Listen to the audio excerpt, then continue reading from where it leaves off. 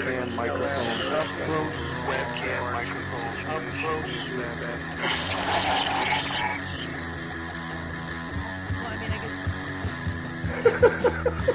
At the age of 19 in 1962, she was a... But I have the files. I read this stuff at the National Archives, and I read these other things. I said to myself, how can that be possible? The brain, days and the fondle slab of choice. I don't know when that was. It doesn't really matter. Internet, professional wrestlers, and not Jesse Ventura style. It doesn't matter where the information comes from, as long as it's real. It's hard to get real information. Because seriously, they don't want you to have these two sources whenever I try to prove out. It's not. If you expect your government to tell you the truth, you're going to sadly disappoint another one of these things. Dear Lord, what a dirty old man, huh? Really? You can't be serious. Is this really how you want things to be? Come on. More hooker, eruptions, eruptions, whatever. Like Dave Powers kind of... Really? Allegedly broadcast live from Pima Region 2, 3, within the borders of the formerly united and currently occupied states of America. We bring you the Ochelli Effect. I damn sure know I'm an original. We have all these situations. I'd love to know why it takes 50 years, for that's that. For the 19-year-old girl to eventually get up to gumption to put these things out.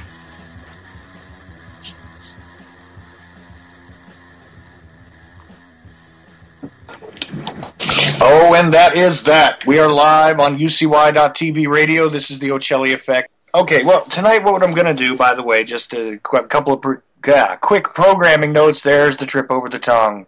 There it goes. A couple of quick programming notes. Very good. Shali will join me in a few minutes, and I think about 6:15 here, and we'll have a lively discussion, which is, as always, unscripted, unplanned, and otherwise, misdirected by the madness that is usually me. But we'll have him on, Cold Reality News. You guys know Shali. Anyhow, what else will I have? Well, in the second hour, Barry Prince is going to come on, and we're going to talk to his son Michael and about his awakening briefly, and then we're also going to discuss nuclear, the situation. Thank you guys, I appreciate that. Yeah, I definitely dig Simon as well. Thank you very much. Yes, Becky. Thank you. We're going to discuss nuclear energy, the state of the poison across the earth. I won't quite do it as well as some others do it, but we will get into that and the sort of awakening process that Barry brought his son through, who's a younger guy. We always talk about trying to introduce the younger generation into all of this stuff, and those who are my age or older, in fact, often lament over that kind of problem. So it will be of interest, I'm sure, and I think Michael will have some interesting stuff to say, because usually the apple doesn't fall far from the tree. So a couple of things made me happy today, outside of my son spitting up on me, which for some reason does make me happy when he does that, smiles, does anything else. A couple of other things made me happy, and that is the confusing nature of the information stream, as always. Let's see.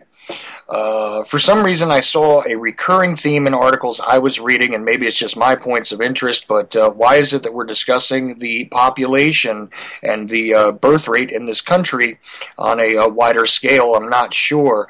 We all know about the sterilization corn that's out there, and of course the sterilization programs that are out there. Coming soon, I will do a show on eugenics and the history thereof. I'm trying to see if I can find a viable expert on the subject and discuss what I know about it historically, etc., etc. So we will get down to that. Also on Saturday night, I'm going to do a JFK-oriented show. Big shock there, right?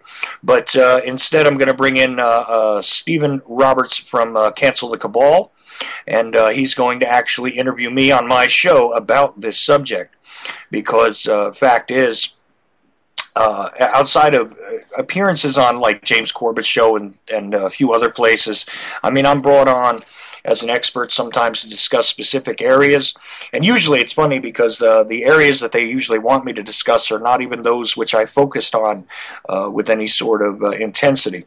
So I'm going to actually discuss my personal research on Saturday because, of course, that'll be the 51st anniversary of the assassination in Dealey Plaza in 1963.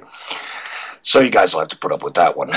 Anyhow, from the days when I was being approached by the Lyndon LaRouche organization and all that kind of wonderful stuff, which, by the way, I'm not a member of, nor have I ever joined. I did sign a petition at one point, though, and that got me an avalanche of emails and things. The Obama impeachment meme and things are going around, especially in the extreme right-wing circles. Of course, that's a constant. But impeachment of Obama is really a pointless thing in my mind because, after all, what would that leave us with but President Biden? Say that one with me. President Biden. There's a difference regarding, who's actually pulling the strings and manipulating the marionettes on Sesame Street, and sometimes their political viewpoints might actually influence the actions of the puppets. So I would not appreciate that one.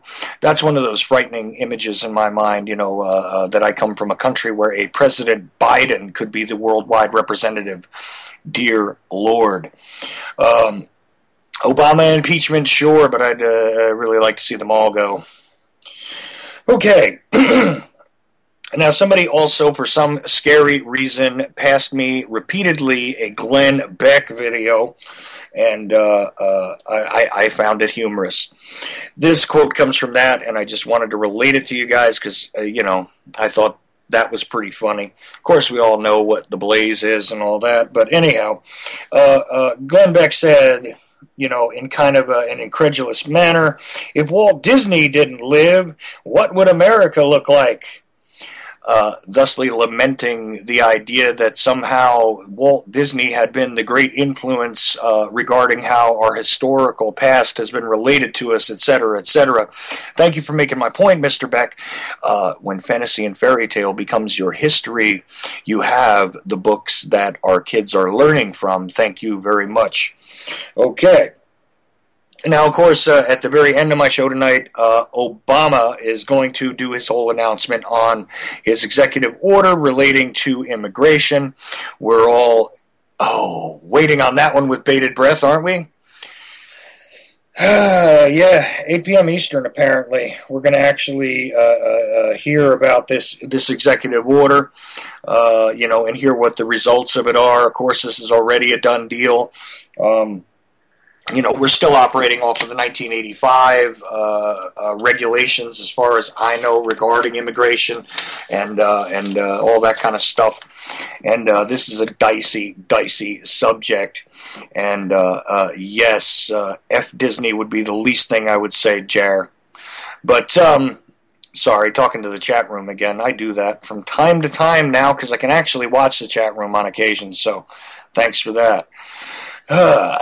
Yeah, the other weird stuff that just kind of passed by today, which I found interesting, and not all of this do I find interesting. Some of it I say interesting in a sarcastic way, but the CIA is looking to reorganize, according to the mainstream media. Let's see. Amid new threats, gotta love that one. So they're talking about commingling analysts with individuals that, commingling analysts with individuals that are actually operatives and et cetera, and all of this kind of smoke and mirrors related to it. Gotta love it. Oh, here's something rather interesting.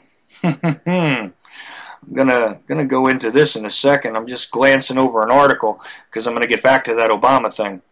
Wow. But anyway, back to what I was saying. for those that think that the CIA is going to be reorganized into something coherent where they're actually deciding what commingles with what and everything else, let me first make this extremely clear to you. You don't understand what that agency is. The organic growth of that agency, which has been likened to a malignant tumor by more than one commentator and more than one historical figure over time, so on, is really accurate. It is not something that happens, overnight. It's not something that is written on paper exactly. Whatever they tell you that organization actually does and its functionality is basically a bunch of smoke and mirrors to keep you distracted from actually how it behaves.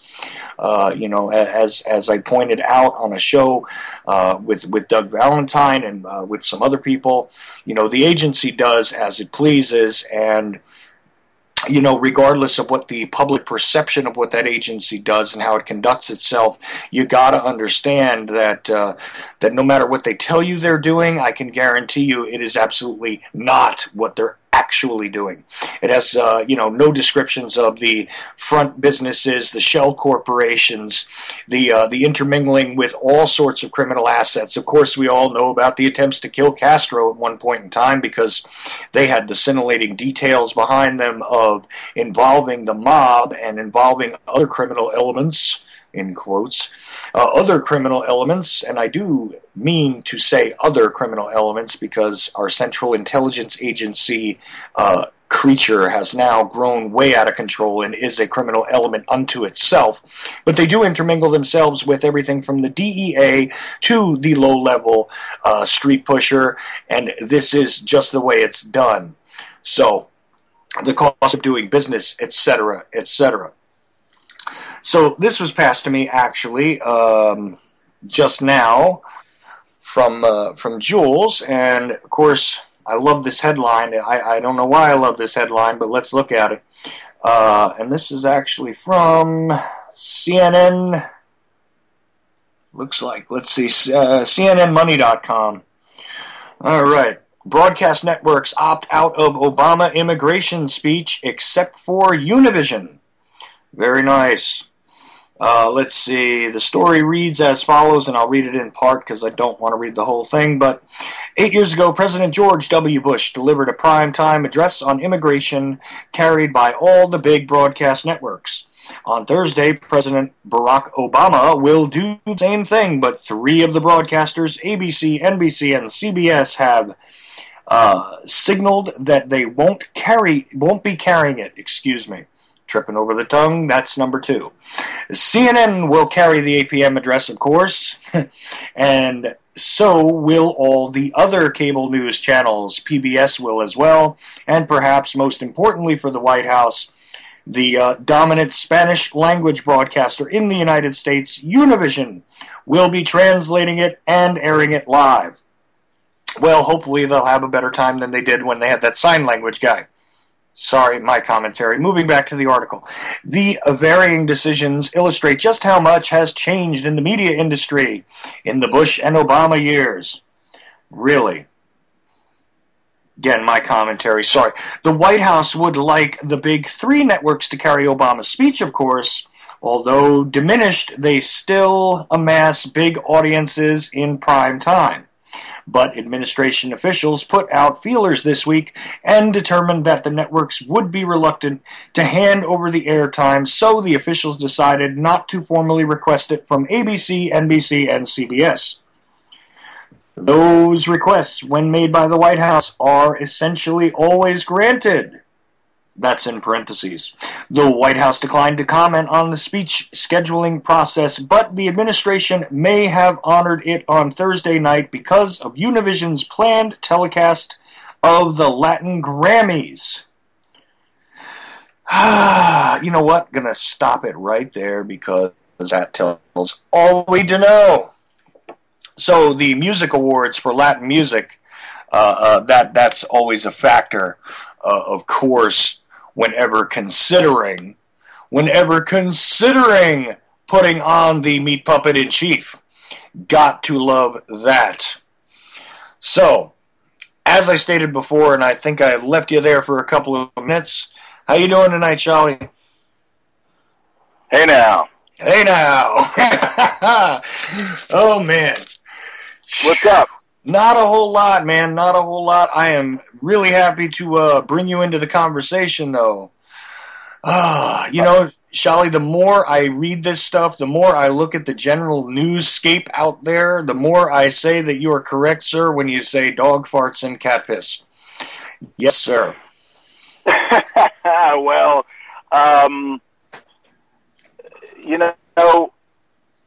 sometimes when, the world gets so overwhelming that that you really just have to kind of tune out, you gotta kind of, laugh. You gotta turn, you gotta turn life into one big fart joke. Well, and those are always good. Yeah. Even if they're bad, they're good. You know that? Right, exactly. Right. And it at least serves as an organic kind of distraction. It's got nothing to do with the mind control out there. This is just, part of nature anyway. I don't know. Maybe not all women find fart jokes funny, but among guys, this is one of those universal pieces of our language. That's right. Fart jokes, dick jokes, just overall, just sophomoric humor. Sometimes you just got to get back to the basics. Oh, absolutely. I made a strange realization the other day, and actually it was a couple of weeks ago. And am I confused, or are you actually the same guy that's on that Payday Monsanto track? I am. I did a track with Payday. He sent me he sent me a song from his Missiles with Relish release, and he said, "See what you can do with this." And then before you knew it, I was playing in the key of D minor, and I was kind of soloing and doing a couple things, and I sent it back to him, and he worked some magic and did a few things, and the next thing you know, I'm on somebody's record. You're in the record business, boy. I'm on somebody's record. I'm somebody now. Would you like to hear it? There it is. Here it goes. And then, of course, I just going through it. And I've enjoyed rap in my time, like rap music and some hip hop, and I enjoyed the King of Rock by Run DMC, and what was that? The Rapper's Delight. I don't know if you're too young to remember Rapper's Delight. Oh no, brother! I know the Sugar Hill Gang. Yeah, Sugar Hill. Okay. And so I'm listening to it, and I hadn't listened to a whole lot of Payday, and I'm listening to the song that I was on over and over again, and then he would call me up and say, "Oh my God, I've been listening to this song all morning, man. You truly blessed my track." He's just an incredible human being, along with an incredible music talent, and so I'm listening to it some more, and then like every track, I'm like, wow, this is I like that. And the next thing you know, I'm sitting there and like days on end, I'm sitting there just listening from the first track to the 28th track. And so I just started kind of grabbing a few of the songs, and then playing some guitar parts and things on that. And so I've got my own little version of Payday's Missiles with Relish with a lot of my guitar work and different things on there. Like when he's not rapping, or there's like an open period of the song where it's just kind of grooving and everything like that, I'll just let some solos that are different little things rip in there. So I got my own little CD made of it with extra me. So extra me, but extra me. Awesome. The original one is a little bit of me, but my release, or not my release, but my version of it when I got done with it was extra me. So yeah. So, and it's a very controversial song, the Goy Boy song. Oh yeah. Well, And, a lot of what Payday talks about is pretty damn controversial, but he's one of those guys that I really love out there right now. And I'm not necessarily, the ultimate hip hop fan either. I mean, I'm more like a heavy metal, hard rock kind of guy. But the thing is, I love all kinds of music. I've always said anything with a soul is something that I appreciate. So that leads me, mainstream-wise, you go back to the Wilson Pickett's and people like that. I love people like that. I love Robert Johnson. Like, I was so happy when they released that box set a few years ago. And actually, you got to hear all those versions of those songs that, a lot of people criticized it and said it's all the same thing over and over again or whatever. But damn, that stuff carries a lot of soul with it on those empty sounding sort of acetate recordings. And, man, I love that stuff. So the reason why I definitely wanted to have you on is because, man, I needed a laugh, and you are one of the funniest guys who does a radio show. And Stop that. Dude, listen, I love when you start just going off on these tangents, especially when you pull out the guitar. You crack me up. And Actually, keep going. I'm loving this. Keep going. and not just because you sang a song about me when I popped up in the chat room the one day either. I'm telling you, it cracks me up. And, say more about my guitar. Say more about my guitar, please. I'm kidding. But yeah, I appreciate it. I mean, I just, there came a point where I said, you know what? I got to incorporate more songs in here. Like, I don't know if you ever heard the song that I did from one of the stories where, it's called Shoot My Friend in the Face. Did you ever hear that one? Oh, no, I did not. I didn't catch that one. I've caught a lot of... I'll have to find that one and send that one to you where, it's just kind of, what I do is, like, I'll read a story or something like that. And, this guy, the Atlantic Council brought a bunch of these video game guys in and started figuring out ways how they could implement more of the video games, how they can destroy the youth. Now, don't get me wrong; some of these video games are quite fun. I mean, I'm a fan of the NHL, EA Sports NHL. I like to get on there and check some bum into the boards and find some twine, slap shot somebody upside their head. But this whole thing with shooting people in the head and just this whole what is that, the Black Ops thing and all that other it just puts these young kids into a fantasy world. They don't want to read a book. They don't want to do their homework, which that's not even really important.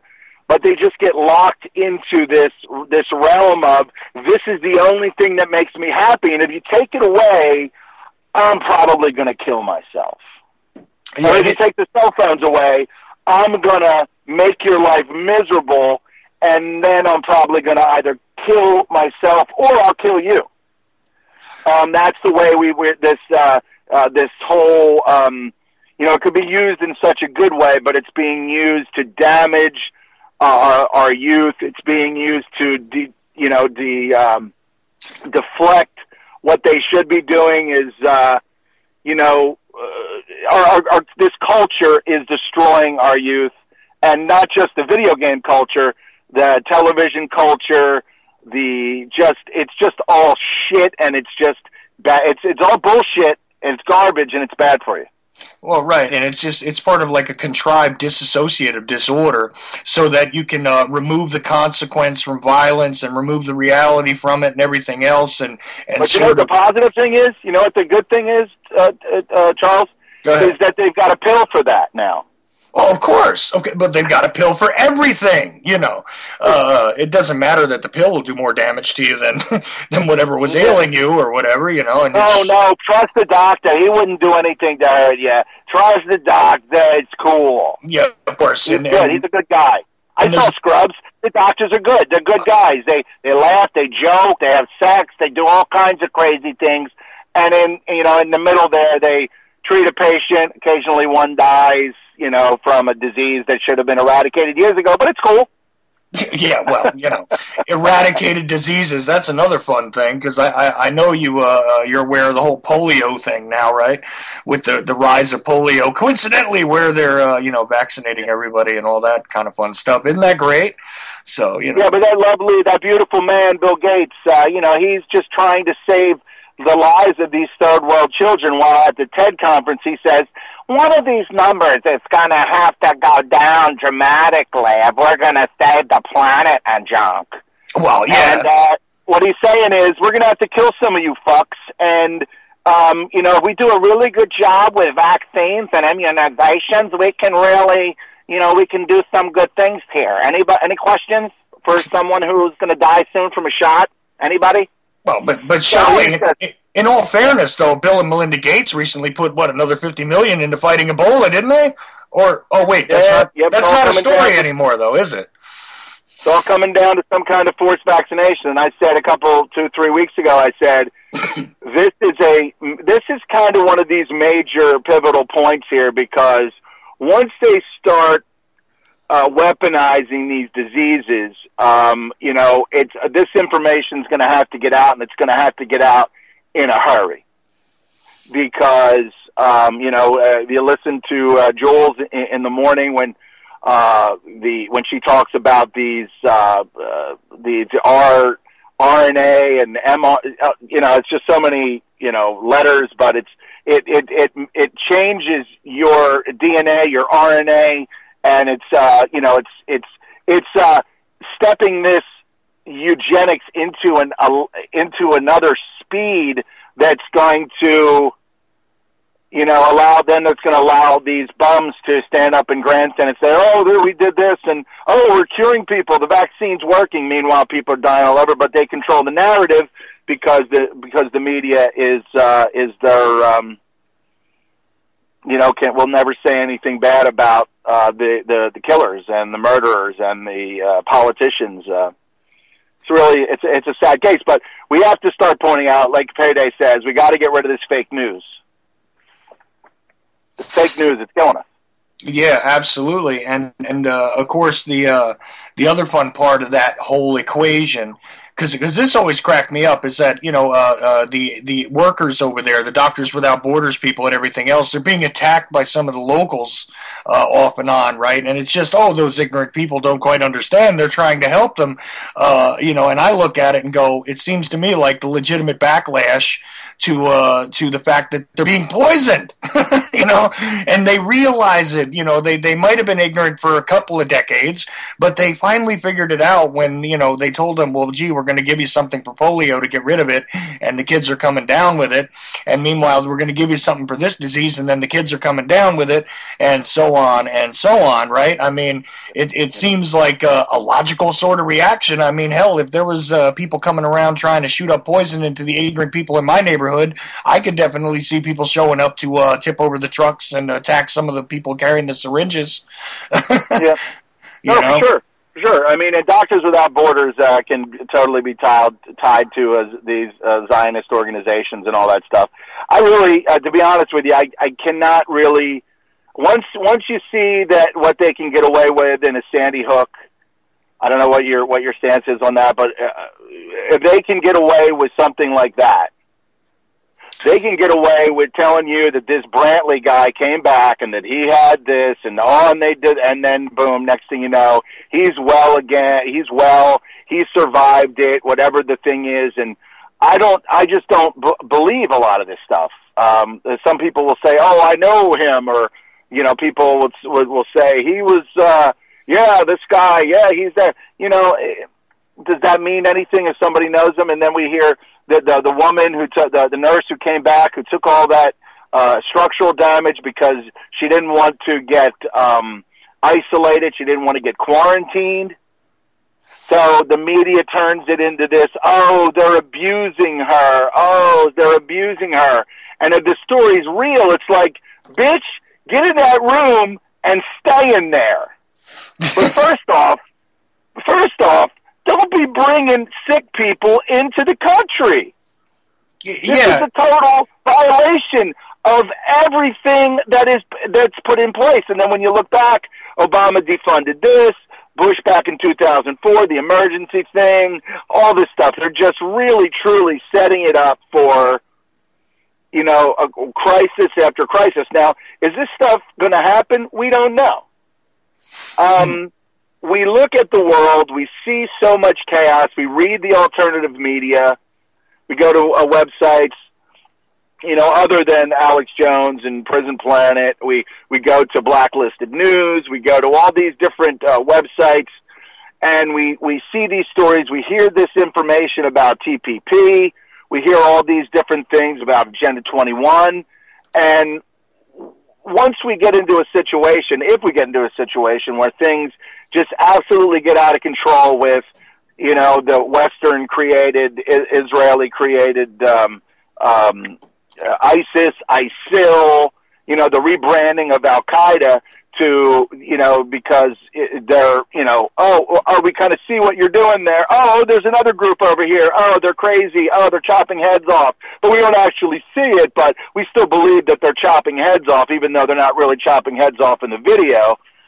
But people see they love the drama. That's the thing, man. I mean, no matter where you go, there's always somebody that loves the drama. They're either creating the drama or they sit back and watch other people do the drama, and it's like we're really truly in a time of absolute change and absolute flux. And what are we going to do? And I said 3 or 4 weeks ago, I said we really need to come up with some kind of plan to expose the fake news, to expose that they've got a patent on Ebola, to expose, you know, key things that are going to wake up this brain dead chunk of bag of bones that meander through this on this planet. We've got to get into their heads and say, you know, they're lying to you. This news is lying to you. Well, I know the news is lying to me, but blah, blah, blah. And it's like, oh, yeah, really? Did you just say that to make me try to believe that you're just not some naive sack of shit, and you're just saying that because you don't want me to think that you buy everything that some of these so-called authority figures are telling you, because you totally do, and you're just saying that you don't now because I'm calling you on your naive nausea. And that's what people do. Oh, yeah, I'm sitting at the water cooler. Oh, yeah, you know, I heard that was going on, but yeah, you know, and it's like, yeah, I get it, you know. An organization that I just kind of gotten involved with, you know, they write me checks every 2 weeks, so it's kind of cool. And but I have to work for it, which is good. There's just this one guy who I said just a couple of things, and I try to curb it because in the past I've revealed a little bit too much of my hand where this whole New World Order thing is concerned. And people, instead of them doing research on what you say, they will shoot you in the face for even mentioning something so preposterous. But see, that's the thing. So I'm trying to curb it, and I'm trying to pull it back because I don't want to reveal too much of my hand, because people, the majority of people have their heads so far up their asses that if you ask them to pull it out for a second to really think about something critical, they'll just be like, "You're just crazy." I did this comedy bit where these two women are talking about their families. The one woman doesn't vaccinate and eats organic, and the other woman has a kid who, you know, bleeds from the ears, bleeds from the ass. Her daughter's always pissing herself, but she says she calls the woman who doesn't vaccinate her children crazy and going to get a petition to get her thrown off the street. So it's like, it's insane because, you know, where are we? How are we going to do anything about this? And then I think if we don't come together as a radio network, as people that actually give a shit, and try to figure out a way to wake up these bums out here, these bums and bumettes, you know, it's the future's going to be pretty bleak. So, what are the solutions? And I don't come up with a whole lot of solutions. thus I resort to cat piss and dog farts. So, because it's like, oh my God, do I freak out and get pissed off and then want to throttle some asshole? Or do I try to, do something funny? And then when I try to do something funny, some people are like, aren't you taking this serious? The people that are in the know might be like, you're talking about cat piss and dog farts. Aren't you taking this serious? This is a serious thing. So you get it from both sides, Oh yeah, well, see, when you're showering. Exactly, and the fun part about all this, as far as I'm concerned, is I'm definitely one of the weird characters out here, because the people that like to listen to me for some reason hate my guts. They call me all kinds of names. They've actually said that I was a prevaricator for the Zionists, and that I was a papist, by the way, which is a weird sort of thing, because I have never made any sort of claim to being a Roman Catholic in any way, shape, or form. Right.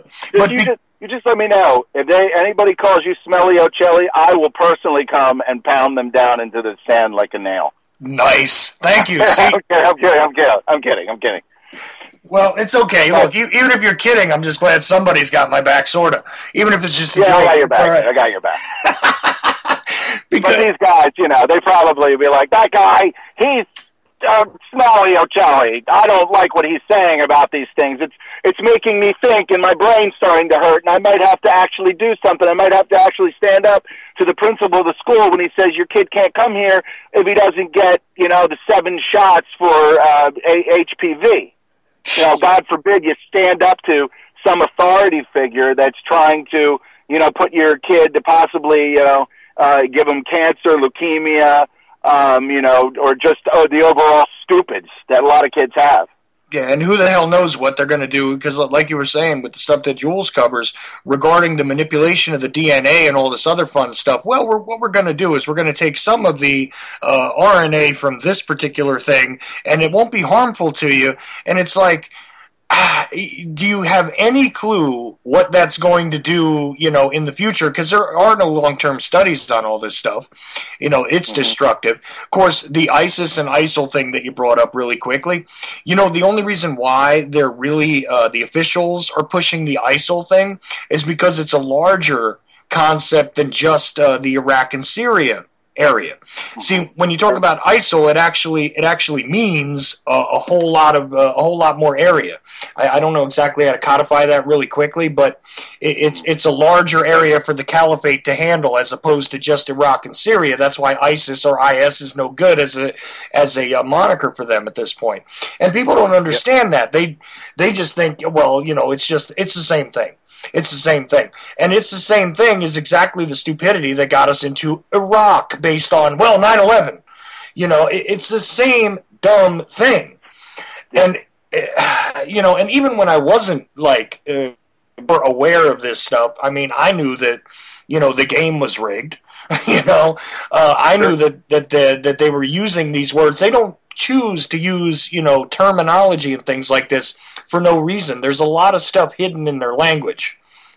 And all the claims that they make about, who is involved with this organization, who's involved with that organization, and the crap they spew. I totally identified with you going to the dog farts and cat piss, because every once in a while, man, I have to not care for a little while. I have to extract myself from it, because when you sit there and you study what the intelligence agencies are doing, what is being done in our name by our government, utilizing the military-industrial complex throughout the planet, when you take a look at what the industries are doing regarding, the nuclear age of things, when you take a look at the chemical companies and the Monsantans of the universe, and so on and so on and so on, it becomes rather overwhelming, because it seems as though there's no point at which a human being can exist on this planet without being under attack.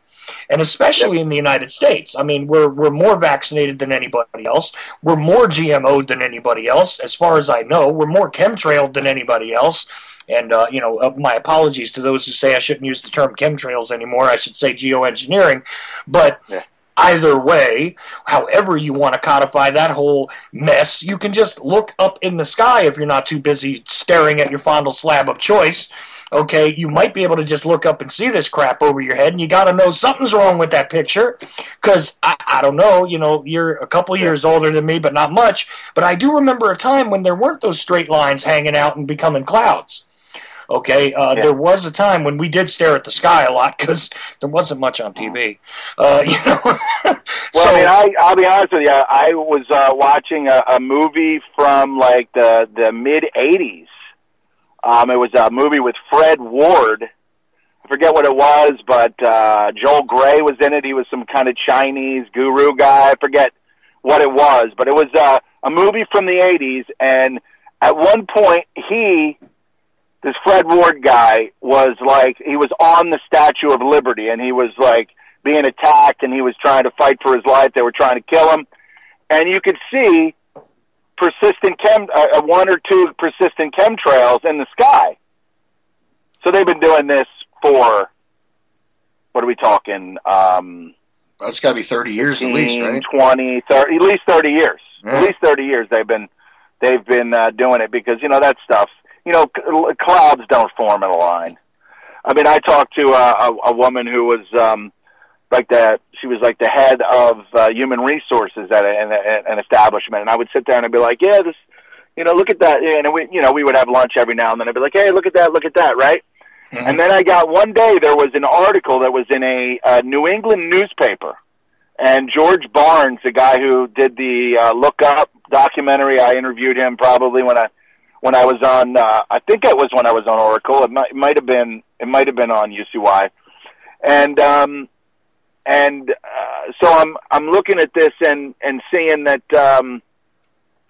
you know, with this article that a Skyder alert, SKYDER alert, if you go to the Apple or Google Play, you know, areas. Where you get your apps from? Where we get your apps from? You can get your apps, yes. Yeah. The App Store, the Google Play, and you can buy this app, and then you can take pictures of it, and then your GPS is on, then it sends letters and tweets to to the officials, public servants that never reply or say anything back. But it's good that we're doing it. We're sending it, so don't be discouraged. But so I show her this. I sent it to her. And it was an article. It showed the information. It showed the lines in the sky, and it said, you know, on the front page, like, it alluded to, this isn't natural. And when I approached her on it, or through an email, she was like, yeah, I'm not going to read this. And it was just, and she's a mom, and you know what, I like her. She's good. I mean, you know, she's a good person. She's at parties. She's invited me and other people and everything. So.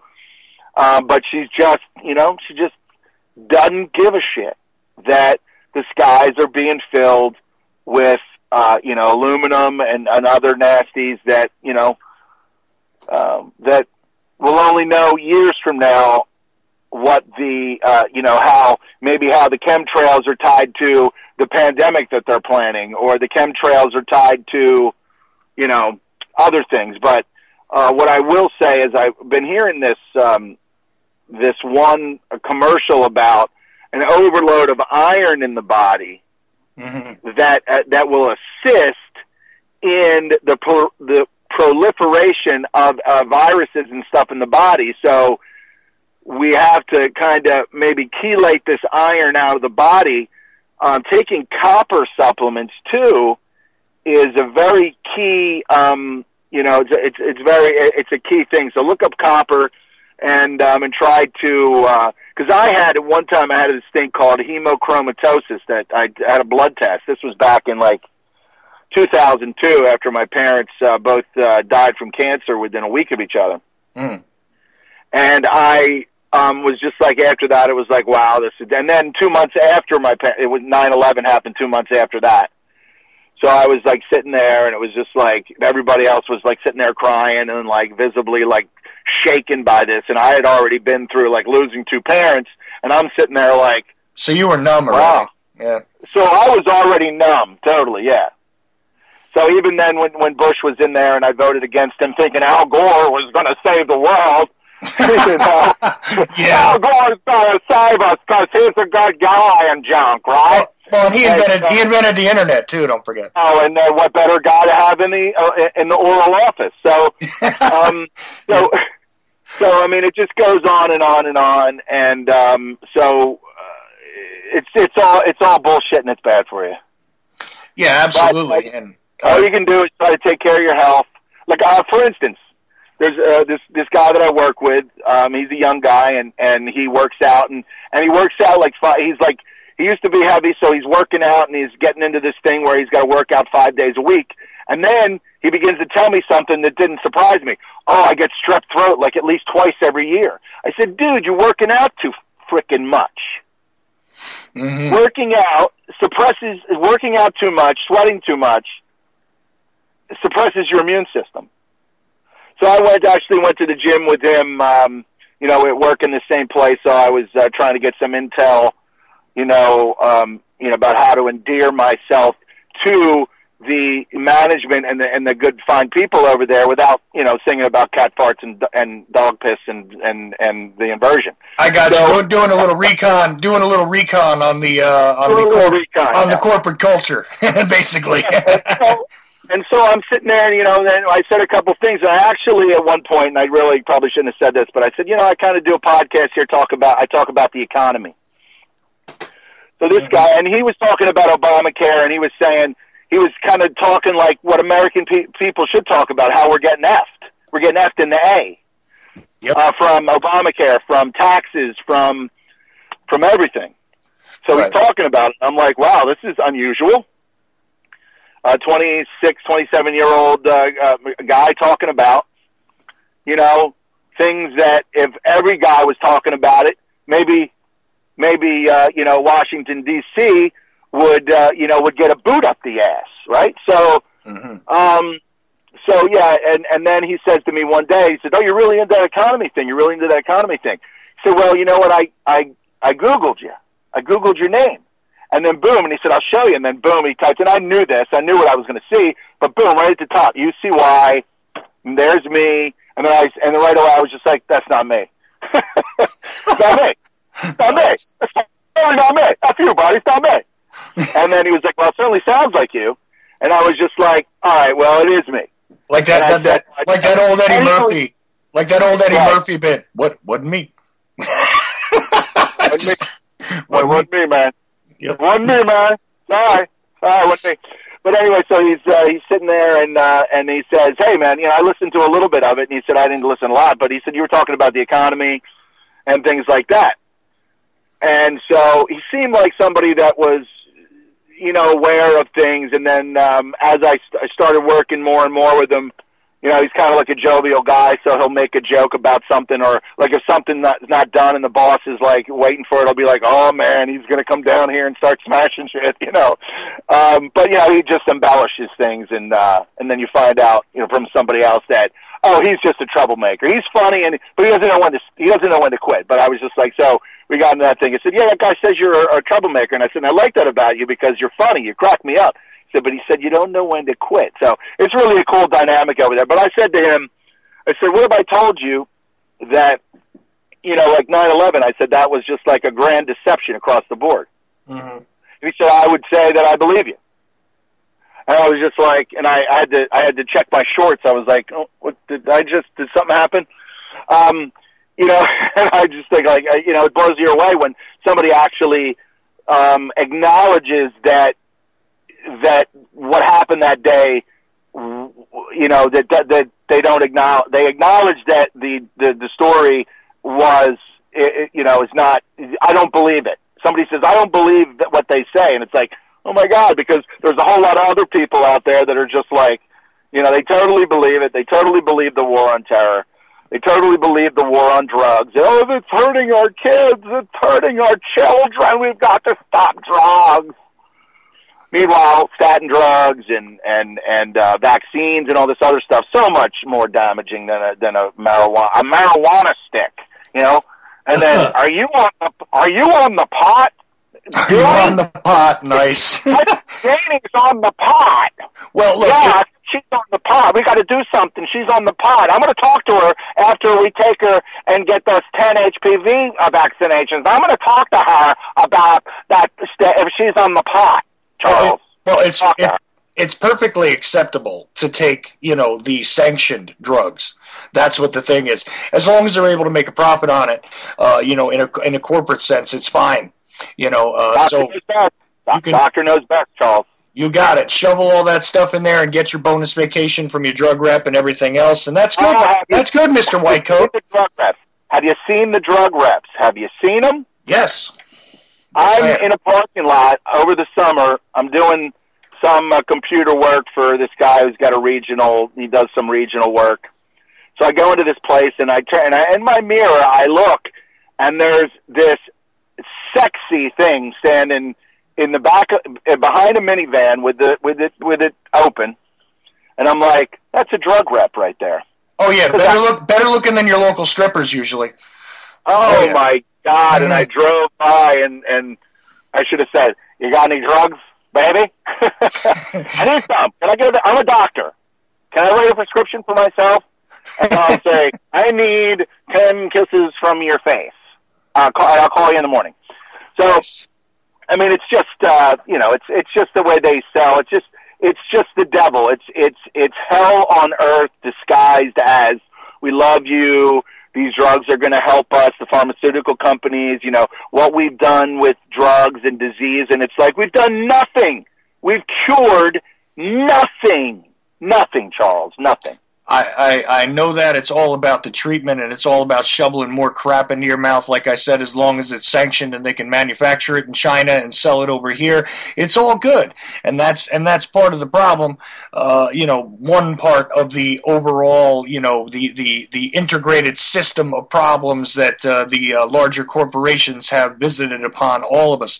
Listen, we're just about out of time for this hour, so I wanted to make sure for the people that pick this up later and decide to listen to the archives or whatever, just point them at your show, because you're the guy who does Cold Reality News and Cold Reality Radio. Yep, Cold Reality News. Cold Reality News and Report. When I was over at Oracle, and then I decided let me just skim it down to Cold Reality Radio, right?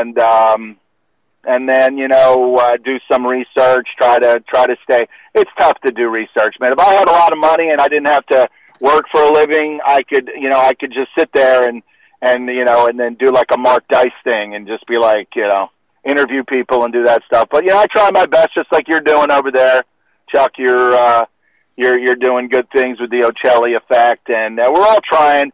I think what we need to do is we need to come to a solution. I think we need to have a round table with all the hosts and say, what are we going to do? What is the solution? What can we do to drive a stake through this filth that is deceiving that's deceiving people and sending us down the crap infested rabbit hole? Well, I'm in. Anytime you want to do that roundtable, you let me know. I will be more than happy. Nobody seems to return my messages from this network very often. You're one of the few people that's actually on my Skype list that's on the network. So, but I'm in, man. I'll be more than happy to join up with that. And I think we should broadcast it, mull it around, and do the best we can with it. And actually, I would love to see us drive that proverbial stake through the vampire's heart here. Like a T-shirt or a bumper sticker that says your news is fake. Something your news like is fake. I'm all for it, man. News lies to you. News lies to you. And then something like that, so that when they're looking, even if they look at it like, oh, your news is fake. And then when they're watching a television show or the news, they're like, you think this is fake or something? And then they'll just, maybe something will happen, and then they might do some research and, pull their head out of their hindquarters for, just a moment or two. Well, Jeff, thanks for having me on, buddy. Listen, I appreciate it, and look, what the problem is once they start to look at things and realize that they're being deceived, the next thing you know, a Bill Cosby story comes along. So that's that. So they gotta pay attention to the memes, because after all, on that one meme that they showed all over the place, and I never even I don't pay attention to the Twitter universe or the Twitterverse or whatever the hell they call it, but apparently two things I like: Jello pudding and rape, and that carries 12 hours a day. Can you imagine the call? Can you imagine the call that he got? That is, hello, this is Jello Pudding Corporation. We don't want to do business with you anymore. Yeah, along with Netflix, NBC, and everything else. Stop eating Jello pudding now. Stop. If we ever see you eating Jello pudding, we are going to sue you, Mr. Cosby. Hey. So, hey, don't forget he's the Fat Albert guy. Yeah. Yeah, I mean, I'm on his side. I don't think he did these things. I think, like I heard this story that he's coming out against all this stuff. He's not going along with the racism narrative. He's still a very influential guy because he makes sense. He can still, whenever you saw him on TV, he was like, he's not Huxtable. That's Bill Cosby, and he's just relabeling himself. But that's who he is. Well, right. Critical thinker. All right, man. I will. I'll talk to you. Tune in, and we'll do this again real soon. Absolutely, man. Anytime you want, you let me know. I'll be more than happy to have you on, man. And you know what? It's a relief to hear that somebody else is as aggravated and aware as I am of this stuff. And of course, we do have to take it with a sense of humor now and then. And I absolutely love your show, and definitely check Cold Reality Radio because if nothing else, there's somebody aware that will make you laugh. And hell, when he pulls out the guitar, it's something pretty awesome too. So, thank you. Thanks for that, bro. Have a good night. You too. So, yep, bye. All right, take care. So, so Shali, definitely, man. I one of the shows that I do actually listen to out there. I don't have the time to listen to all the radio shows I want to anymore, but I do love to have Shali on my radio now and then, and man, he's also somebody that I actually go to their archives to get once in a while as well. So anybody who listens to me who's not aware of him, please go check him out. He's at ucy.tv as well. And let's see now. Is this doing what I'm asking it to? You never can tell when you try and live radio. Should have been smoother. But anyway, let's see now. There we go. Yes, definitely. There's a lot of good stuff happening at UCY, and I'm down for that roundtable anytime you're ready, guys. And fellow hosts at UCY, if you guys want to talk to me, by all means, go right ahead. Friend me on Facebook, request me on the Skype. Whatever it is you want to do, I will more than happily accept it. But I have this funny feeling that I'm a little toxic to some of you. So anyway. Trying to bring Barry Prince in, and also his son when I can. I don't know what's going on with this. Seems to be ringing. There he is. Barry. Hold on. I just got to get rid of some noise here in the background, buddy. Hold on. Oh, no problem at all. I got to get your radio turned off here. I was listening to your stream. Oh, that's okay. Cool. There you go. All right. Okay, cool. So, now Call Michael then. There you go. That's what I'm doing. I was just trying to set it up real quick. Barry Prince, you guys have heard on my show before. He's the guy who does the big puzzle. See, I still got it right, Barry, even though it's not Tuesday. The big Finally, puzzle. Charles, after about 3 or 4 months now, you got her on the nail, buddy. So I'm proud of you, man. I'm proud. Thank you. Look, practice makes perfect, brother. But absolutely love Barry's stuff, and he's just like a fascinating guy personally as well. We're not really going to focus with Barry so much tonight because actually what I wanted to do is explain how this came about. I believe Michael is on the call with us now. How you doing tonight, Michael? I'm doing pretty good. Hi. How you doing? All right. Well, here's the thing. We often talk about the problem of trying to bring other family members in and trying to explain to them that the world is the way it is. And of course, we usually get the whole, well, you're just out of your mind. You're a conspiracy theorist. You're wearing the tinfoil hat, and our government wouldn't lie to us. They love us, and neither would our doctors or our corporations or our local Walmart. No, not at all. So I wanted to read a meme that came across on the Ochelli Effect page and set this up because I'm sure that just based on what your dad was telling me, Michael, that you'll agree with this at this point. Here it is, and I'm going to try and do justice to it. And I don't usually read memes, but I like this one. Conspiracy theorists think everything is a cover-up in bold letters, ? False, all caps with an exclamation point. We question everything, do our research, and come to conclusions that scare you. I really like that meme, and it is absolutely. And I wanted to talk tonight with Michael and Barry, briefly about how it is that that after a little while, Barry trying again, sort of convinced his son to take a look at some of the stuff in the world and see exactly where we're actually at, as opposed to what the mainstream is telling him, and also cover one of the main concerns that he has. So, Barry, you want to add to that? Yeah, hey, thanks, Charles. And I got to tell you guys, I'm tickled tonight that my son's taking time out of his day. He has 2 small children in the house, and this is the first time Michael's ever joined me on the air, and I'm ecstatic about it. Michael, actually, I'll give him more credit than that, Charles. Michael's actually been awake for a while, but he really, I don't think he's really paid a lot of attention to it up till maybe, I would say in the last year, he's really started to pay attention to a lot of things.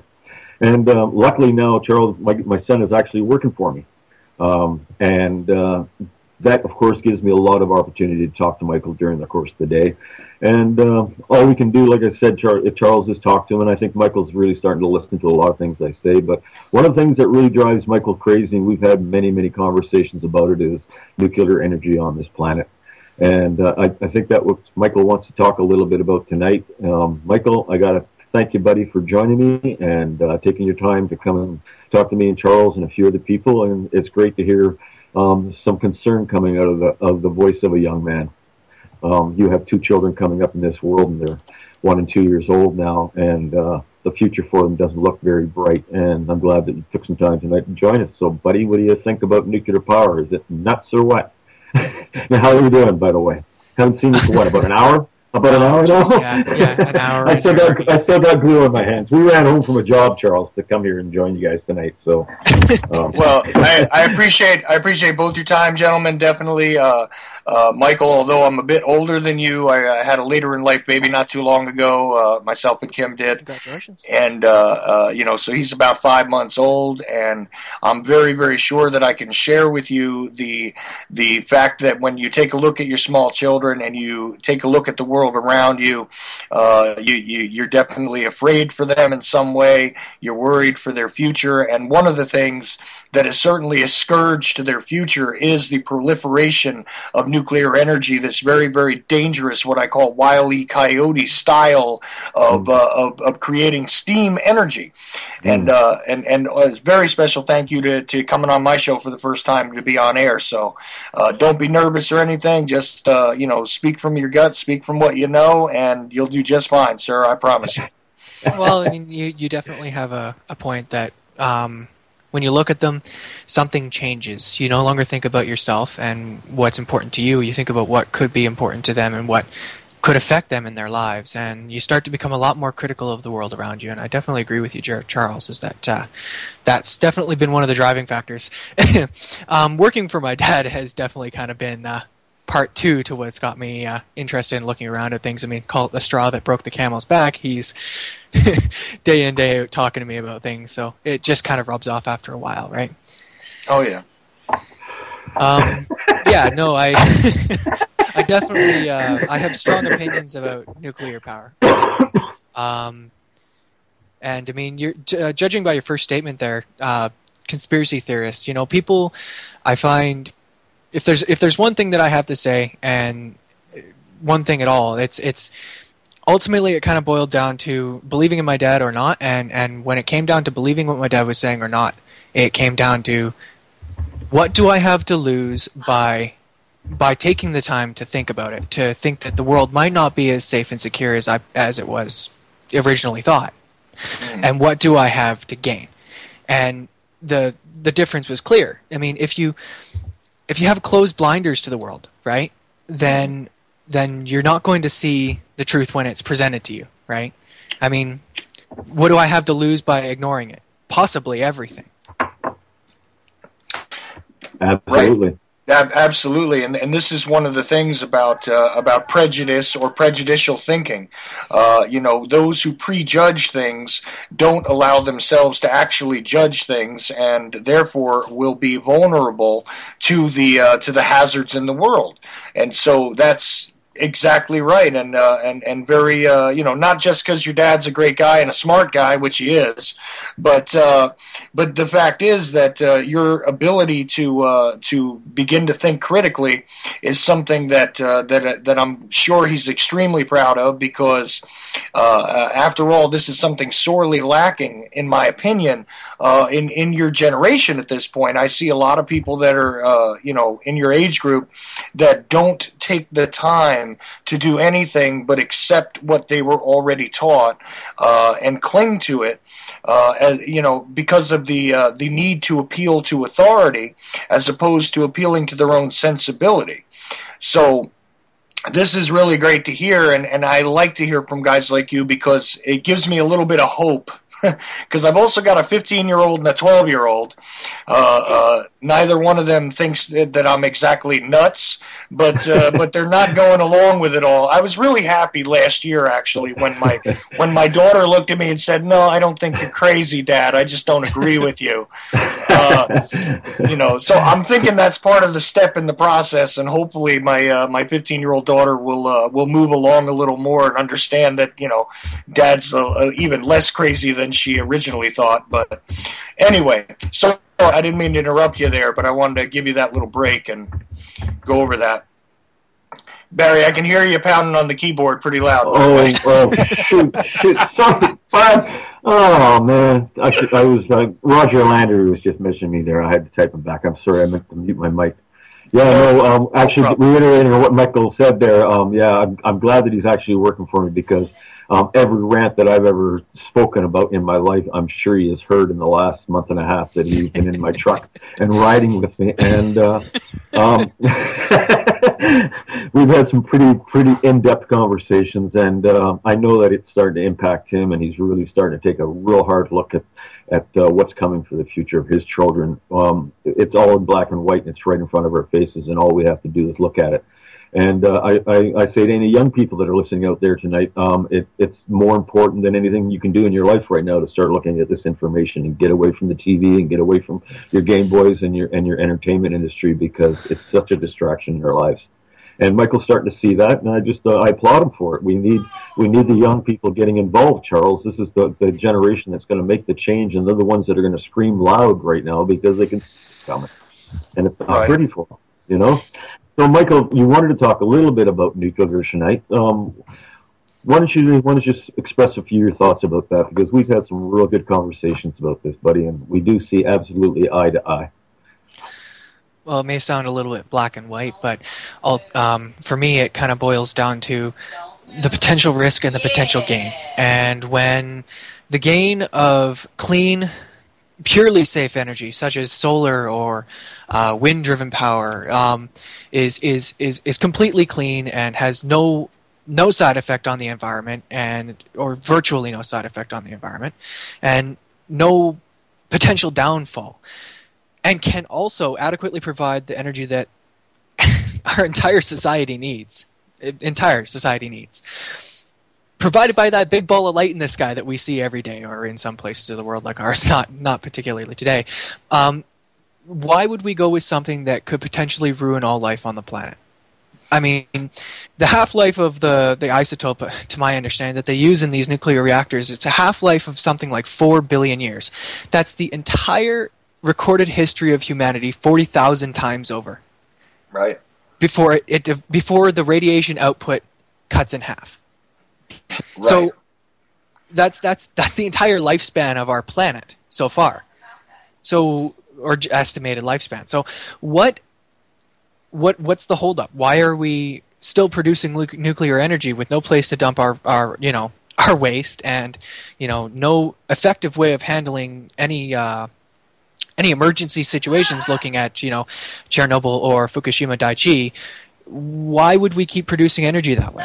There's no logic to it. I mean, well, there's also the insanity. I'm sure you're aware, Michael, that that the majority of these things are built like right on top of fault lines, which we know one thing quite irresistibly, that these things will inevitably suffer earthquakes, tsunamis, et cetera, right? Plus, just by their nature, they're deteriorating the buildings they're in. So it's a complete a suicidal equation, isn't it? Oh, there's definitely it's beyond insanity, Michael. It really is. I mean, I know you've had a look at those overlays that I talk about, where we punch up active nuclear power stations operating on the planet Earth today, and then active and known fault lines on the planet Earth today. And when I first did that, my friend, I just about fell off my chair. It's bad enough that they're building these things, Charles, but it's like they have built them on purpose, right on top of fault lines. Right, and it's not just and you're saying solar and wind energy. Yeah, these are two ways, but there's also other alternative energies that are not being utilized at all. In a lot of places. So I've had conversations with Larry Wood. There's a guy you should look into, Larry Wood, which your dad put me in touch with, and believe me, that guy is eye opening as a morning cold shower. I'll tell you. Regarding utilizing the electromagnetic fields in the world, natural things that you can create by which have absolutely no sort of detrimental relationship to the planet at all, and also don't require the greater corporate interests. You can build these things yourself if you can get a little bit of knowledge, regarding alternative energy. I mean, he was talking to me about using earth batteries and things like this. There are endless possibilities, actually, related to the positive extraction of energy from our world. Which even in Larry's work, he's actually created ways to make positive effects from the electromagnetic fields that are produced, as opposed to any sort of negative impact. So, I mean, it's absolutely. So even more so, it makes it insane that that nuclear power is still prolific across the planet, right? It does. It's insane. I mean, go ahead, Michael. When one power plant melting down with one of its cores, I can't remember how many it has. One of its cores or two of its cores, hitting a meltdown and potentially wiping out all of the life in our ocean. Why would we still have the hundreds that are active on the planet?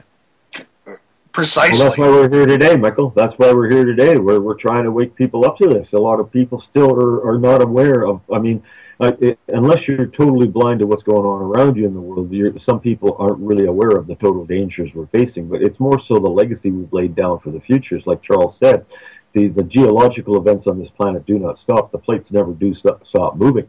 And the fact that we see what's going on with Japan, with Fukushima, we have hundreds, literally, of nuclear power plants within striking ranges of major fault lines. I envision this planet after a couple of major geological movements. What are we going to have? We're going to have a planet that's completely covered in radiation, and that is the truth. It will literally kill all life on this planet. I mean, the planet has gone through extinction events before, but the planet's never had hundreds and hundreds of red little measles spotted all over it, and these measles are going to explode. That's my biggest concern, buddy. We have to get nuclear power off the planet. It has to be eliminated and safely disposed of, period. Right. We have a future. Absolutely, and I'm sure you're seeing that as well at this point, Michael. And the nuclear problem, the nuclear proliferation for the use of energy, for the use of weapons, of all sorts, not just your typical missiles, but I mean the use of depleted uranium and munitions. I mean, it's nothing but a scourge for any biological life on the planet. And I'm so happy to hear that you're aware of this. It's difficult sometimes sometimes to get younger people aware of this stuff. It seems as though when we get into our middle age area, we start to consider these things even more so, and I don't know why that is, but it's odd. I mean, how was it that you came to that sort of realization? I mean, there must have been a transitional period where, you know, you sort of thought that that it was, you know, safe and clean like they told you it was, and at some point you started to look at this stuff. And I mean, aside from your dad, I mean, what is it that that you heard or saw that really turned the corner for you? Well, maybe I'm a little bit of a strange body, but I mean, I pride myself on having a critical mind, and I think I've had that for a large portion of my life. I was taught early to think critical of the things around me and draw my own conclusions. And something that always interested me, of course, was nuclear power. It was the way of the future, clean, safe, effective energy. And I will never argue. It is efficient, but I never saw it as safe. I mean, everything I learned about nuclear power or nuclear equations in school, high school, whatever I pursued, there's always a waste product, and you never ever hear about the waste product. What are they doing with our waste product from the nuclear power that they're generating to keep us going? I mean, you know, burying it or sinking it or whatever they're doing with it, it's not being spoken about, and that alone, I've always been wary of nuclear power. I mean, well, right, and like I said before, I mean, I know I make a joke about the Wile E. Coyote thing. I mean, but in reality, that's what it's like. It's like strapping a rocket to yourself so you can run further down the road. You know, it's absolutely insane.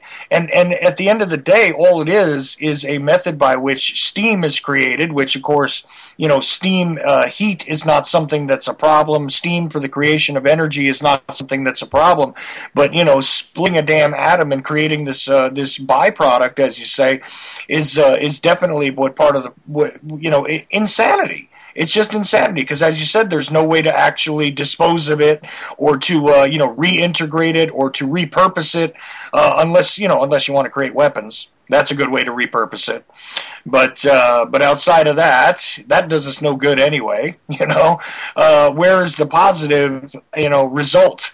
This is what the problem is, and absolutely. This was something that plagued me about it, and I'm 20-something years older than you, and believe me, I got the same kind of crap fed to me about how this was the wave of the future and this was going to be clean and efficient and something that was renewable and wonderful, power plant. And I always had that very same question in my mind, which was, yeah, but what do you do with the contaminated stuff that comes from it?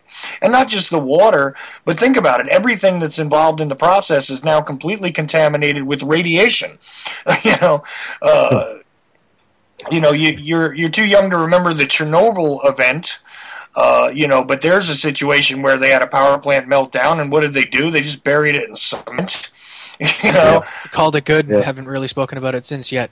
It's a 15-mile radius around the plant that nobody's even allowed to approach. I mean, you're not allowed to get close because it's deadly doses of radiation over any period of time after you get within a certain distance.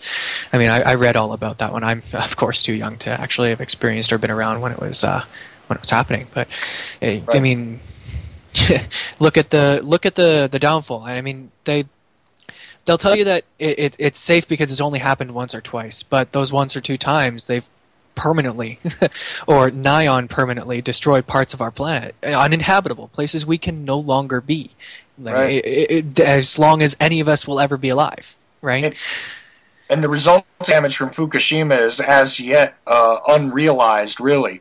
It's still, to this day, more than 3 years later, still basically melting, that part of the world. It's one of those things that I can't even fathom how it is. It's not like the lead story on the, if it bleeds, it leads news every single night.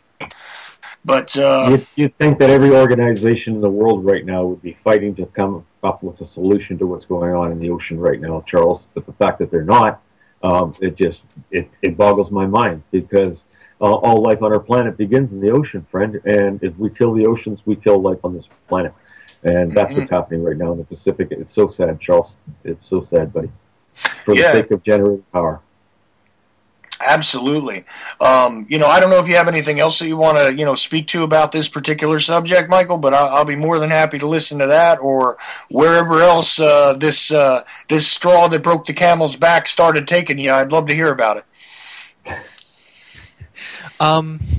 Yeah, no, that's I hear a lot, man. I do. I hear a lot from Amanda. I do my best to listen. Sometimes I'm not always paying attention. You know that, Dad, but I do my best to listen to the things you say, because a lot of it I see happening in the world, and yeah, I mean, just the final tip on the iceberg for me was when we first, as a species, started exploring nuclear power and nuclear purposes. One of the American physicists on the Manhattan Project, the director, Oppenheimer, he famously used a quote from the I can't pronounce it, Bhagavad Gita, and he says, when he first witnessed the first nuclear test of any in any form in 1945, he thought of the quotation from the book, "Now I am become death, the destroyer of worlds." Mm-hmm. And if the man who was most familiar with nuclear energy or nuclear power or even nuclear purposes weapons thought of that, and that alone when he first witnessed the test, what is that telling you about what we're doing?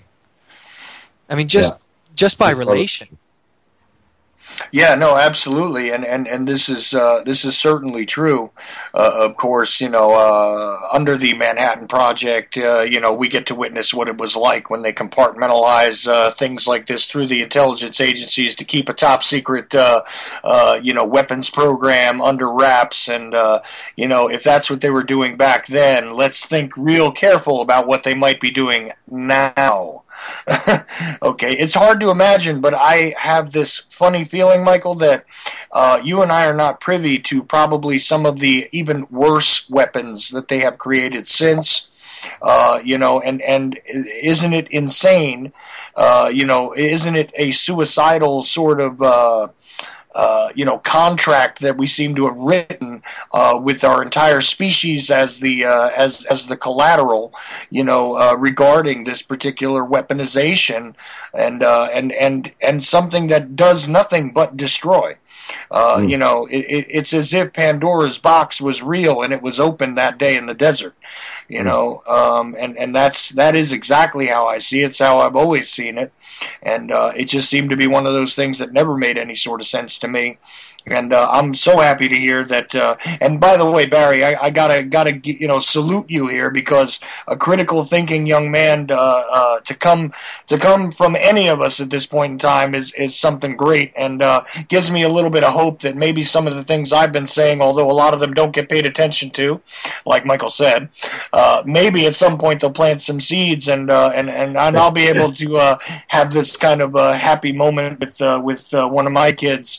And well, hey, the trick is, Michael says, sometimes he doesn't hear what I'm saying, but you know what? He hears the same thing from me a lot. So maybe one day he doesn't hear it, but the next day it sinks in. And even if he pretends he doesn't hear it, it's going into his subconscious, because I know that he's really starting to pay attention to a lot of things I say. But I say it to him, Charles, because I love my children to death, and I see what's coming right now for them. And it just tears me to pieces, buddy. And we have to act now. Our time to do things, I think, Charles, is our window of opportunity is closing. My biggest cry to the young people of this planet, if we want to have a future, we have to deal with nuclear power, because we see after a short 60 years what's happening to the planet after this has been implemented to our society. I visualize the next 200-300 years, Charles, like we said, buddy. These geological events are going to happen, and they're going to be massive, and these power plants are all susceptible to this kind of movement in the earth. It is a disaster that I can't even visualize for the future. I wouldn't wish this on my worst enemy, and I cry to the young people that you got to talk about this. You got to talk to your politicians. The alternatives are out there. Go find the alternatives. Start promoting the alternatives, because if we don't get rid of it, guys, the human race will not be here in 200 or 300 years, or even shorter. Charles, it cannot survive the amount of radiation that's going to be exposed to this planet when we start seeing earthquakes in the 8 magnitude on these fault lines. And they've done it before, and they're going to do it again. And what do we have on them now? Nuclear power plants, chemical plants. I mean, for God's sakes, guys, if we don't get rid of them, then the human race will become an extinction. Period. Right. That's the way I see it, Charles. I honestly feel that, buddy, that this should be the cry of the whole human race right now, is to get rid of these things. Well, absolutely, and the susceptibility of this stuff, it's not as though it's all that far from the tipping point, really, because all it takes is a disruption in say the power grids to a degree where they'll wind up having to run on generators, and after a while, this stuff will run out. Exactly. And I know this because I was in the Hurricane Sandy area where where things sort of went bad on the East Coast a few years back, and I got to tell you, everything was crippled. There was no way to get your fuel. There was no way to get anything in the area. Food importation into the area stopped. Everything stopped, and a lot of people did not know what to do. Right. And at the end of the day, the people that are running these places, the people that are working there, their supposedly good jobs, who are over there trying to take care of these plants and everything else, if they start running out of diesel fuel and they know what's going to happen, do you think they're not going to just abandon these facilities and try and get as far away from them as possible before they go China syndrome on them?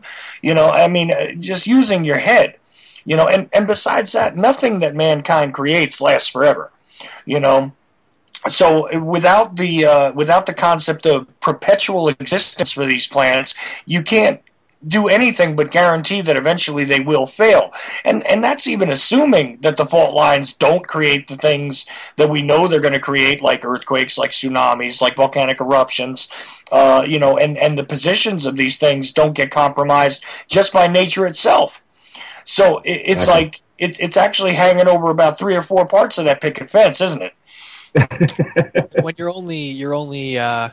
only hope for a success in the project is reliance on nature, nature has shown us time and time again that she cannot be relied upon for safety.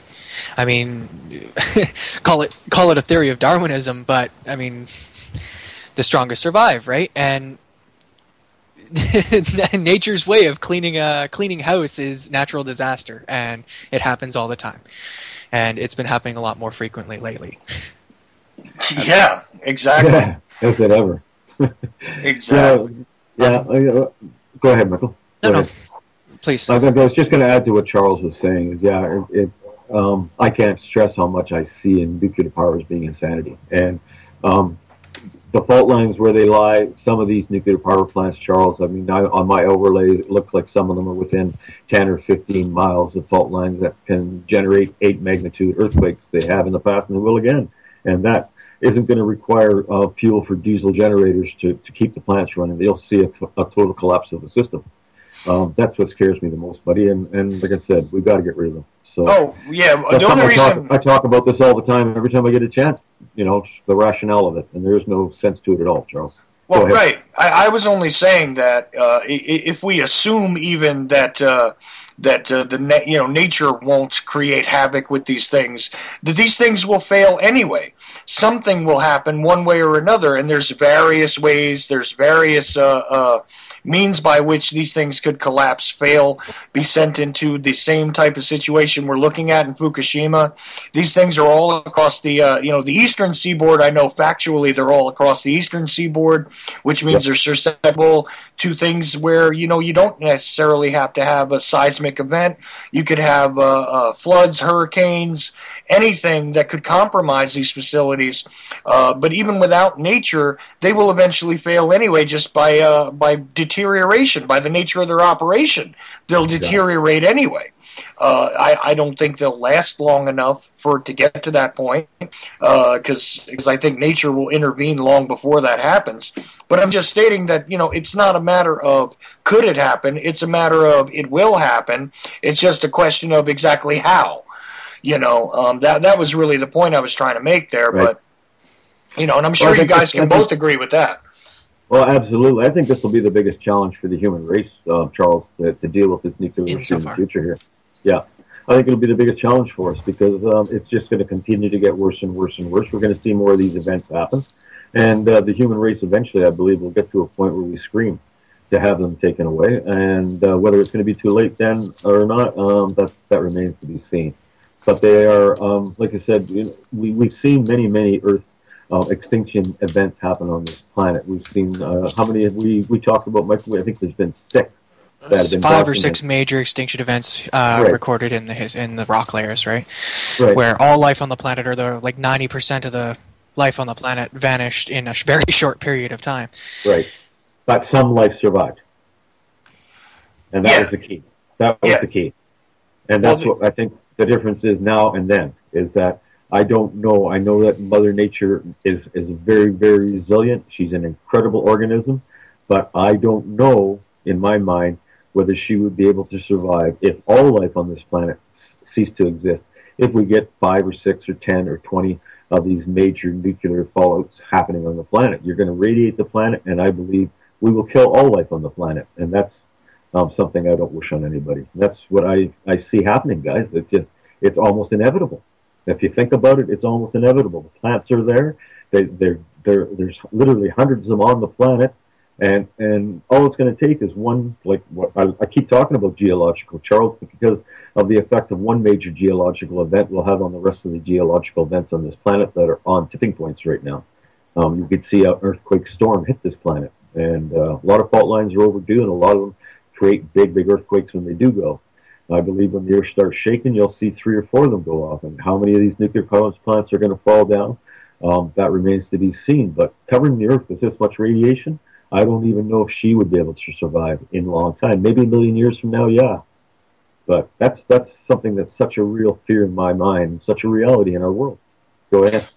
Right, we could wind up with the primordial ooze scenario again, except this time whatever crawls out of it might be glowing, and there won't be anything. And there won't be resembling anything like what we had before. That's for sure. Exactly. So a new species, mutated.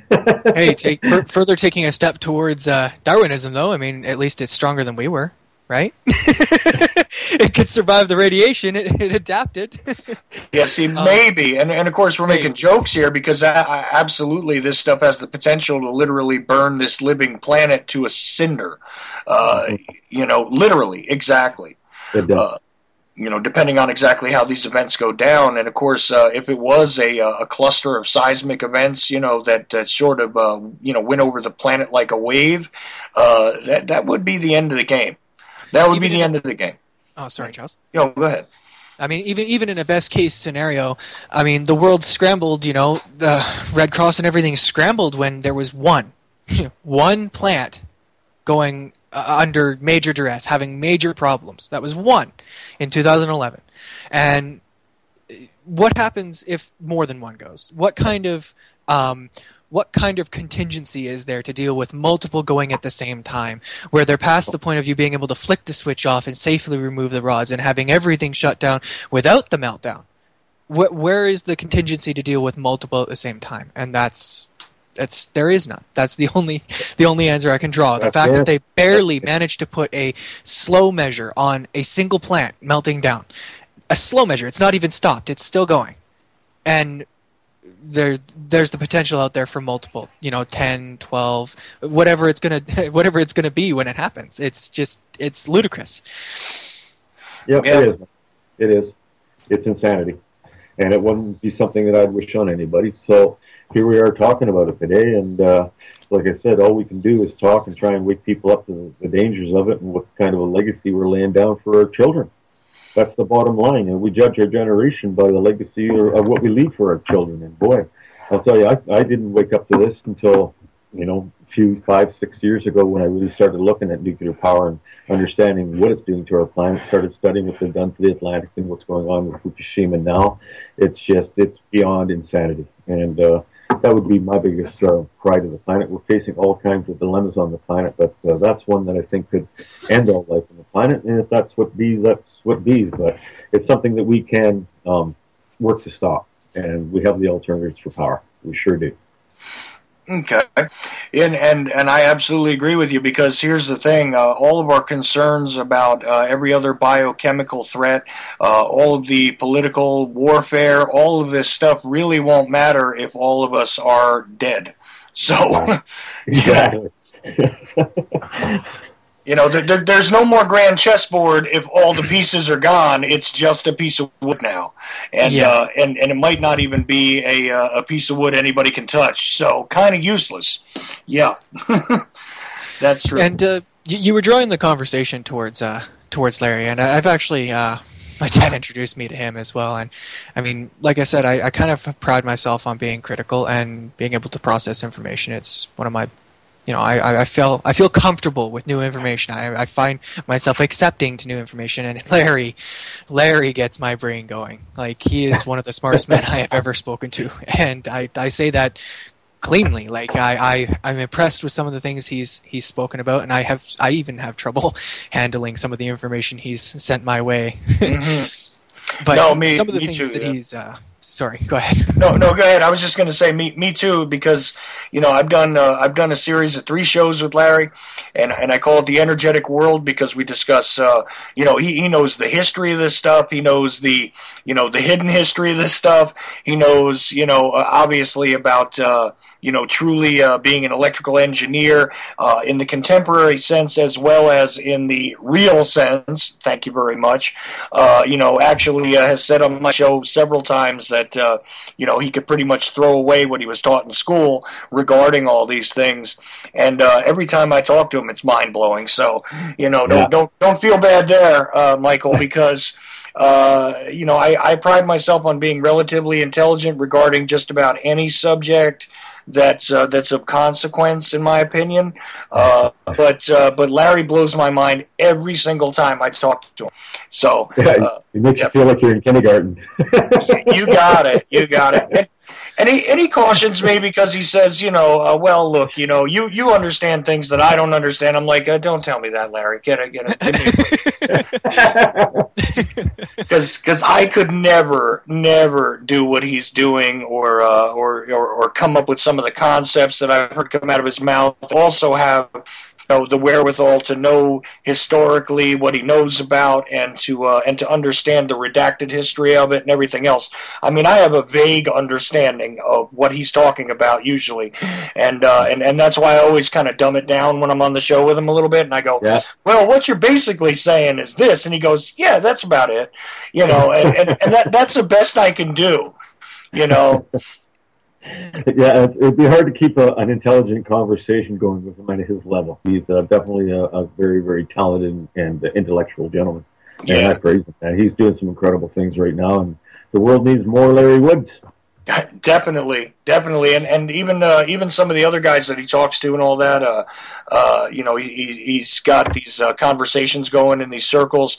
There are people trying to work together to come up with solutions, and this is part of the good news, Michael, is that there are people that are actually making attempts to create a different way of thinking about everything, not just energy, but about political systems, about social systems, about the biochemical warfare that is going on against the human race, in addition to the nuclear-driven warfare that is against the entire life of the planet as well. There are people that are trying to push back, and I'm glad to count you among us now, Michael. So, and it's of course, you have to have some way of handling all the drab and jury. I mean, the desperate outlook on the planet, the downside of looking at things like nuclear power is that I found myself, pretty depressed over the idea that all of this could really be happening, and probably, I mean, as we speak about, is really happening. And one of the things that's given me hope, and I mentioned this to Larry in my last conversation with him, is that we seem to have lost that golden age mentality of the 60s and 70s, looking at the stars and wondering what might else be out, what could be out there. Is there another place for us out there? What could we accomplish? But the more I talk to friends and peers in my age group, my generation, the more I know that we are ever hopeful. We are still hopeful of things like that. I mean, the science that Larry's pursuing seems to make things like that entirely possible. And there are a couple other strains of physics research, quantum physics research that are actually approaching, it seems, breakthroughs. Like warp drive technology, they talk about being on the on the cusp. They've figured out. they've figured out how to make it work in the equation. Now they have to make it work in practicality, and that just fills me with so much hope. That there might be a second chance if something was to happen here. Right, and it's going to take a congregation of individuals that are concerned with psychology as well as science, and I don't mean standard psychology as it is generally accepted. I mean the reality behind those of us embracing our natural abilities, physically, psychologically, spiritually, etc. The thing is that all of these things will have to come together and create a marked change in what has been the equation for, in my argument, at least for the past 100 years. The control system has been in place, which has done nothing but be detrimental to the entire species and to the rest of the planet as well. But let's just be self-centered for a moment and concentrate on human beings. We've done nothing but be destructive to ourselves. And it's almost amazing. It's like watching a 2-year-old play with a lighter long enough. They will eventually figure out how to light something on fire. And this is one of the things that has happened with nuclear energy. Now, I only have about, say, 16, 17 minutes left, and I was curious because we've kind of, we've definitely laid out your view on nuclear energy. Would you mind if I go into a couple other subjects with you and just see what your view is on them? Absolutely. Okay, history as it stands. I mean, you probably have an understanding. Hanging out with your dad, you're going to kind of have to have this understanding that from a general sense, you realize that essentially the established historians have lied to you for one purpose or another. For a long, long time, right? To a degree, yes. To a degree, okay. Do you have a viewpoint on? Here's the litmus test, ladies and gentlemen. This is the one that we always go through, right? Trying to figure out if they're one of our own or not. You don't mind if I run your son through this, do you, Barry? Go ahead, fire away, Charles. We need to put the litmus test to him. Okay, cool. What is your overall viewpoint like? In short, on 9/11 and the narrative therein. Oh boy. Oh geez, we'll easily eat up another hour, Charles. I've had a few heated discussions with my dad, but I right now it's all up in the air to me. I don't have strong views one way or another. I mean, I see the math, I see the logical explanation from their side, but then I see the side of doubt thrown in my mind by listening to this over and over and seeing that some of the math doesn't add up the way they say it does. And then I can pursue things 100 different ways, but it's I don't have a strong view right now. Okay, so that's the event. Now, what about the idea that it's been utilized to propagate wars and to make excuses for entering into areas of the world where, quite honestly, the United States military-industrial complex doesn't actually belong, this kind of thing? I mean, how do you feel about that, though? It's been utilized for war. Osama bin Laden was in Afghanistan, and he's the reason this happened. Let's go to war there. Oh, wait, we lied. He's in Iraq. Turns out it wasn't him. It's just Saddam Hussein. Let's get him out of power. Oh, he burned all the oil? Well, let's pull out. Okay, there you go. See, you're on the right track, Michael. You're on the right track. On the right track, and you know what? I have no argument with the first part that he said about about seeing that it's all kind of up in the air, and he can sort of see how it would work from their point of view. But quite honestly, it doesn't really make sense all the way around, and it's a lot to sort through. So, honest answer, good. Appreciate that.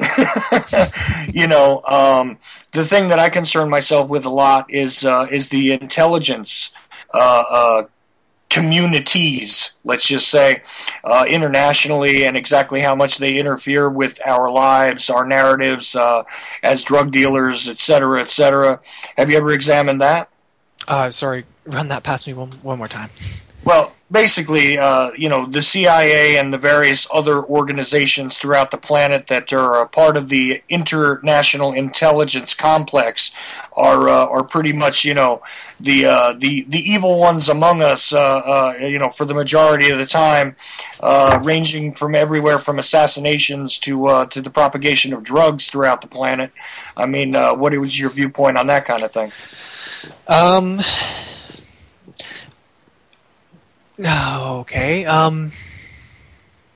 Just give me a second to think about my phrasing here, okay? No problem at all.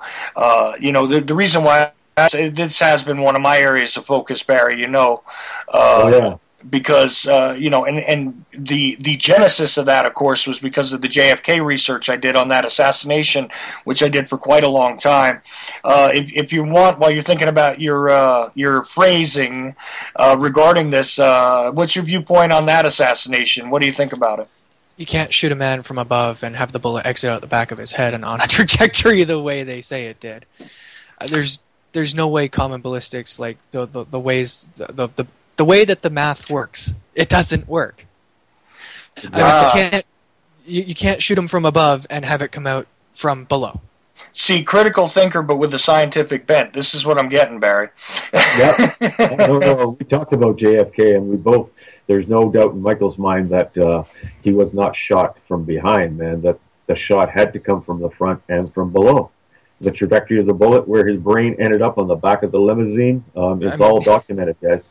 I mean, maybe if it had been a bullet that had broken open the back of his skull, or had done enough damage that was the general idea, well, then maybe that would be feasible. But to me, it looks as if the bullet came from in front of him, below him.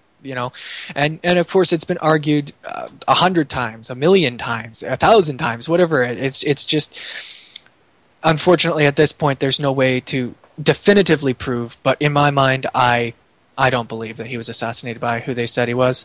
I don't believe that it was a shot from above or from the side. It was from in front of him. You see, and my of course, logical argument regarding why that's still a significant event, because people do give me a lot of crap about it, because it's 51 years later, and I'm still talking about it. The reason why I talk about it is because this is one of the ways that we were brought into the brush fire warfare as a nation regarding, the criminal events in Vietnam. That caused a whole lot of damage, not only to us, but to the Vietnamese people, and also fed the beast regarding the military-industrial complex, gave them the green light to go right ahead, carte blanche, with every other war and action that we've been involved with ever since. So this is why I think it's a significant event.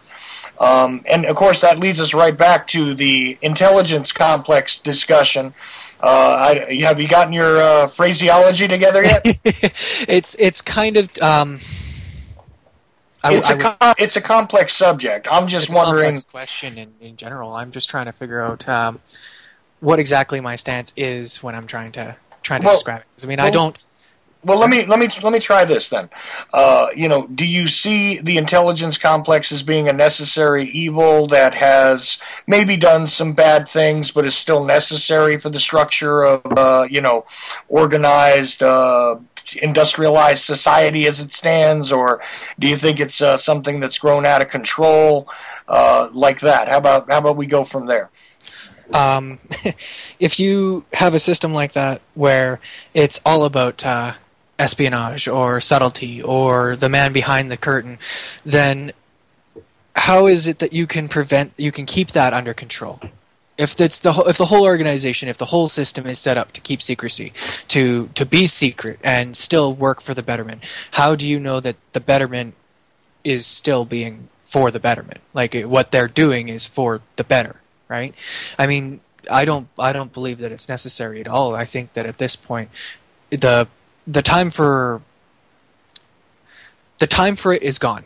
There may have been a time in the past where it was necessary. I mean, where the Cold War with the Russians and the Americans, where a simple slip up or wrong piece of documentation in the wrong hands could have ended the United States of America or the Russians. But it's gone. The time is gone. Well, I'll tell you something really quickly here, because I want to stick this point in your mind if I have a chance to. I can't quite be the straw that broke the camel's back like your dad or anything, but I do want to kind of just give you something to gnaw on in your mind. You see, the Cold War itself was mostly propped up by a whole lot of disinformation as well.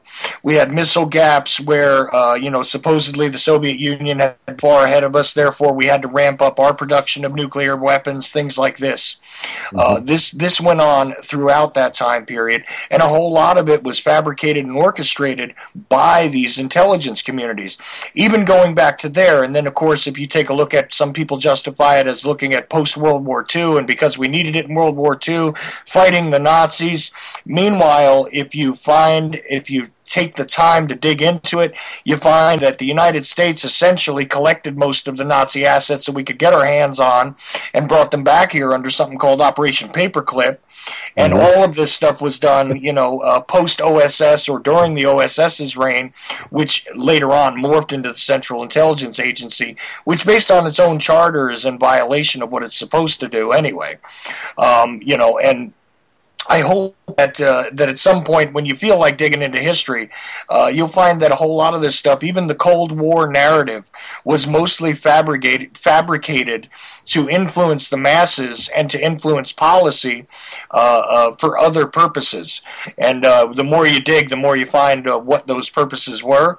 And I think you'll find that it goes right in line with your revulsion over nuclear energy, with your sort of loss of confidence regarding the greater good concept, and your governments. And of course, they might have given birth to these things in a way. Our government gave birth to it, but it's definitely a creature of its own. It's grown way out of control. And even Harry Truman, back in the 1960s, he was pilloried for putting out an article about it. Mainstream news, believe it or not, decried the creation of the Central Intelligence Agency and how it was definitely a threat to national security and to the freedom of this country. And if you dig back a little bit, you'll find that Truman had something to do with that. So he was kind of apologizing, sort of like Woodrow Wilson did for creating the Federal Reserve. Which brings me to the next question for you. In international banking, have you taken a look at the money system? No, but I don't believe money is, how do you attach illusionary wealth to something? Like how do you attach value to something that's meant to represent goods when, the whole system to me is funky. I haven't examined it at length yet, of course. Just by having casual conversation with my dad about it, I don't like the way the banking system works right now. And just in, I watched that. There was a 3-minute video he linked to me about how does anybody recover from the debt when everybody owes each other money that none of them have, right? Right. It's part of the game, and of course, this is one of the most, again, I hate to use the word prolific again, but this is one of the most prolific and unquestioned, points of faith in human society today, is that in the monetary system. And if you think about it, it's one of the greater drivers that causes a whole lot of the ills across the planet as well. Mm-hmm. And again, you could link this to nuclear energy, Michael, because after all, why is it that they're still building these plants, even though they know that they're, perishable? Why is it that they're still doing this stuff? Well, the money men have a lot to do with that. And the fact that they profit off of both sides of the war, and they profit off of the cleanup of this stuff, and they profit, when these things do, fall down and start to go bad, they start profiting from the repair or the slowing down and all this other stuff. It's all about the profit at the end of the day. But it doesn't matter that they're slitting their own throats for their dollars. You know what I mean? Yeah. So, so this is just another way. And I'm sorry, Barry. I hope I haven't Oh, no, hey, listen, Charles, I can listen to you ramble all day long, buddy. No problem. No problem.